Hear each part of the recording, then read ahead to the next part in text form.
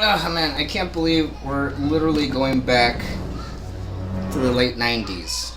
Now they're trying to... Okay, look, first off, what happened in El Paso and Ohio...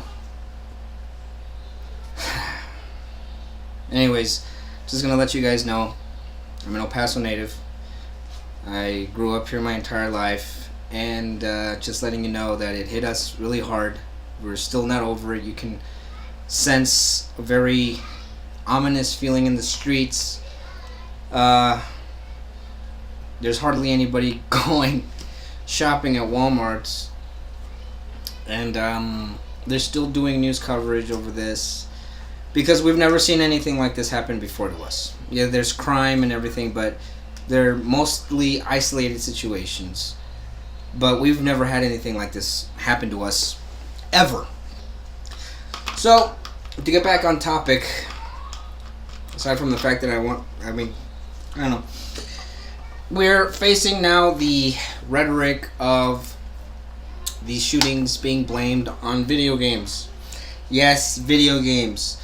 It's stupid to assume that video games are at fault over any of this.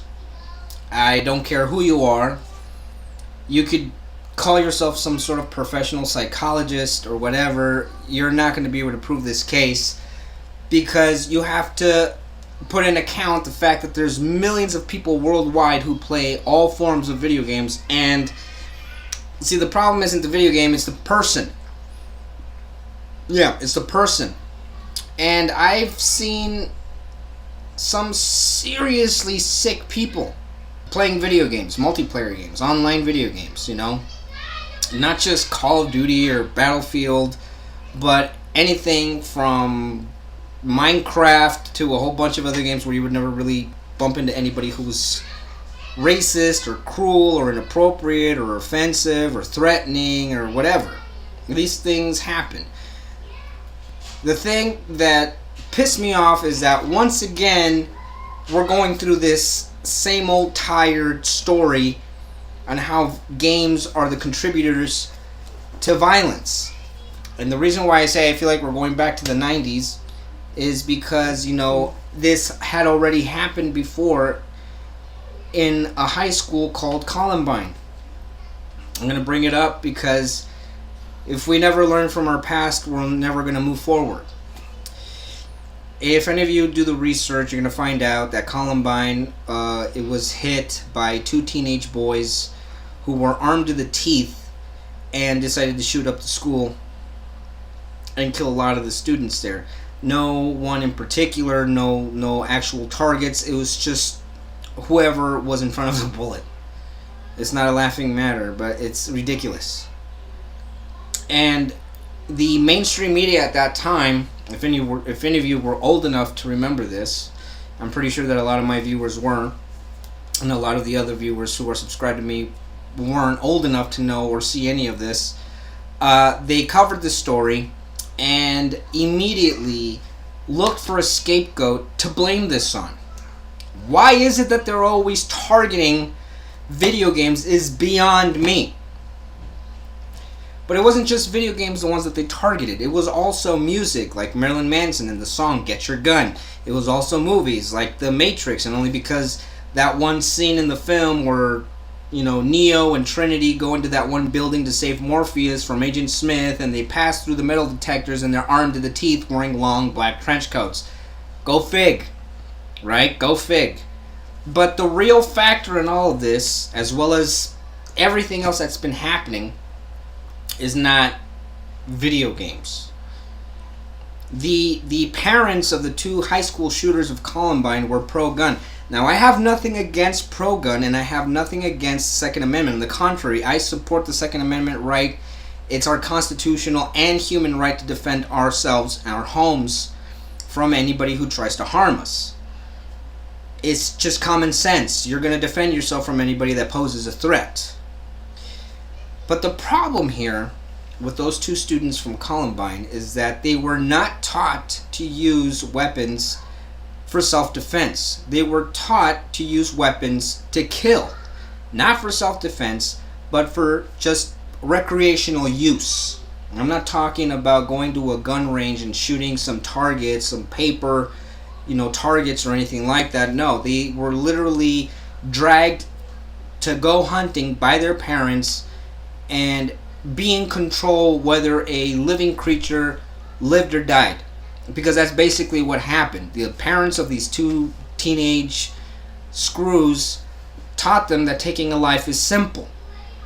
They didn't teach them the long-lasting effects that it can have on a young, impressionable mind, especially one that's like a sponge, on how it can affect by taking a life. And coming from someone who's seen videos of people being executed, I will never ever watch those kinds of things again, because it does leave a scar. It leaves a mental scar. The feeling you get from seeing someone die is something that stays with you for a very long time. Whether you witnessed it or saw it on the news or saw it on a video or saw it in some sort of page, it changes your life, and not always for the better. It really does screw with your mind. Okay, now I'm not saying I'm a statistic and I'm going to go out there and shoot people. On the contrary, I would never so much as fathom the idea of doing that, because it is a terrible thing. Only monsters do what this person did in my town. Only monsters are capable of orchestrating something like this and taking innocent lives. Only monsters do what it takes to further their political platform. I'm not talking about Trump. I'm talking about the other ones. So when these two students were taken to hunt, they were desensitized on taking a life. Obviously, that's going to leave a scar, and it's going to leave an impression. So these students who were desensitized by their parents were taught that it's okay. You move on to something bigger. If any of you know the name of the novel of what I'm about to mention, please make sure you leave a comment down below and let me know, because I forgot. It's something I read a long time ago in high school. It was part of a book report and I forgot what it was called, but all I do remember is that it was a club of hunters that have had trophies of all sorts of predators, and they got to a point where it was no longer an adventure for them. They no longer got a rise out of it. They were no longer aroused by taking lives of dangerous animals, and they wanted to move up to something even more dangerous than any kind of predator known to man, and that would be man himself, to where they literally kidnapped humans, set them loose in a forest, and told them, hide, run, because we're going to hunt you, and if we find you, we're going to kill you. That's the same thing that happened in Columbine. You had these two students just show up and shoot up the place because taking a life is simple, because that's what they were taught by their parents. Not by a video game, which was, according to the mainstream, not Call of Duty, but it was Grand Theft Auto. I'm not a huge fan of Grand Theft Auto, but people like that game, and to each their own.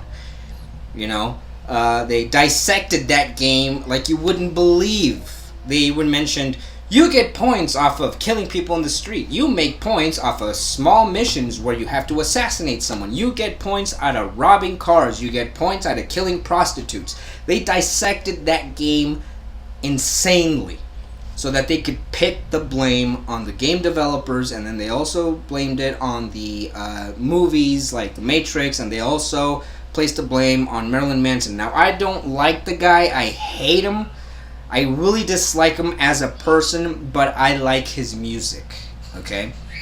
And I've never been influenced to go up, get a gun, and just start shooting people, okay? You'd have to be completely mentally disabled to actually be moved to do something like that through music, movie, or video games.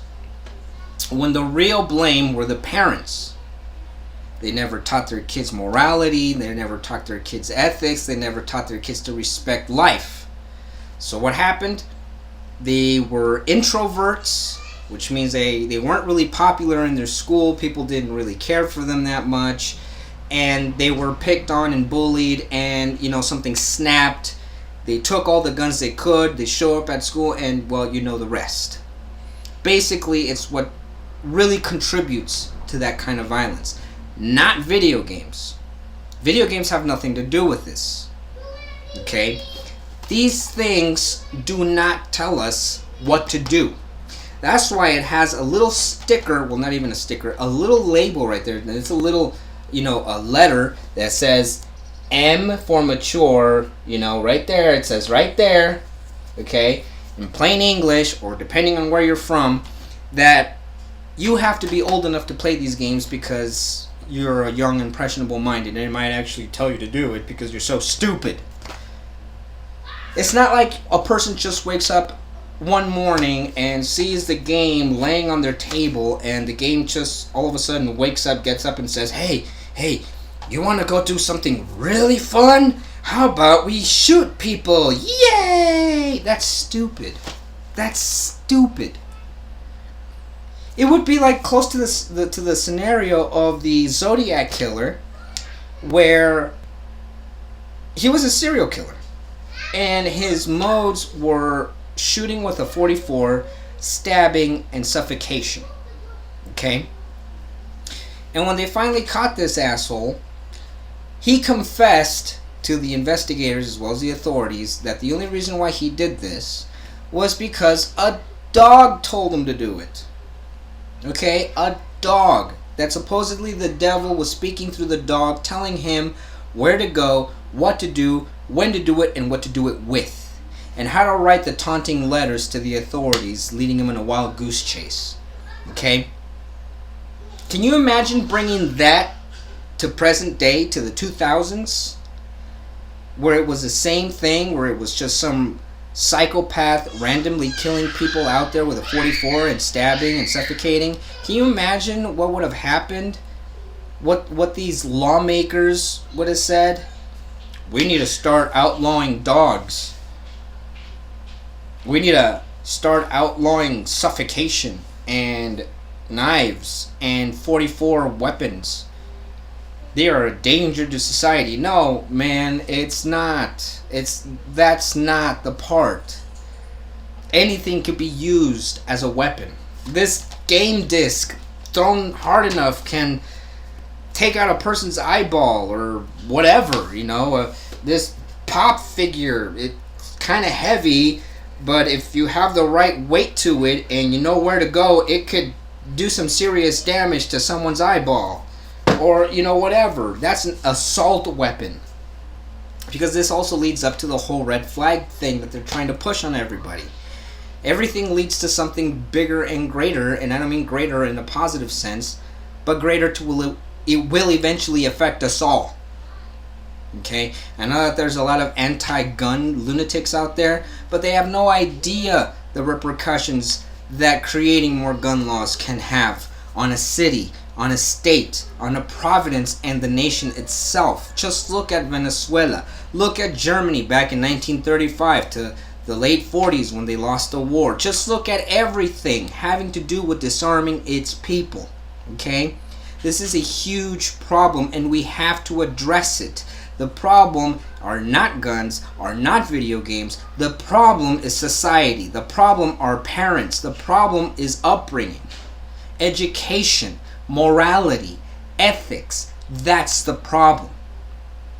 Not everything else that everybody wants to mention, because it's an easy way out. It's an easy target. It's an easy excuse. Okay? Anything can be used as a weapon. What are we going to start doing? Are we going to start banning everything that could possibly be a threat to our persons, to our physicality, to our bodies? What's next? What's next? Cars can be used as assault weapons too. We're going to start outlawing that too.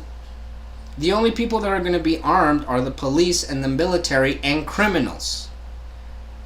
And trust me, all of those are easily bought. If you have the money, you can buy them. Okay?